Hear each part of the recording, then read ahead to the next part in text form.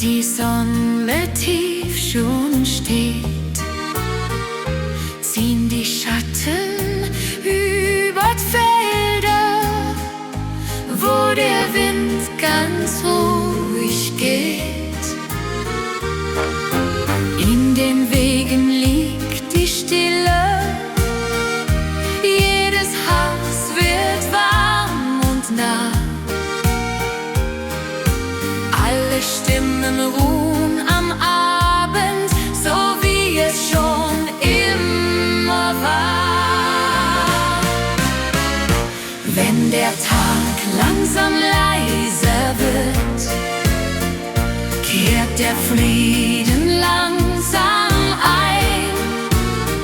Herz und Gedanken kommen zur Ruhe. Hier darf man einfach sein.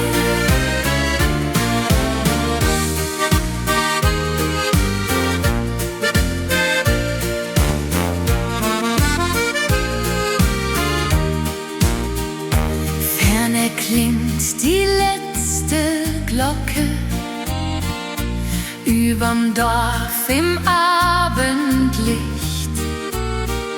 Zeit bleibt stehen für den Moment, weil man sie auch nicht vermisst. Lichter glühen in stillen Fenstern, jeder Schritt wird leicht und klein,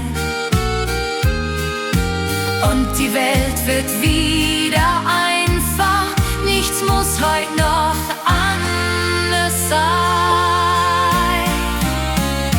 Wenn der Tag langsam leiser wird, kehrt der Frieden langsam ein. Herz und Gedanken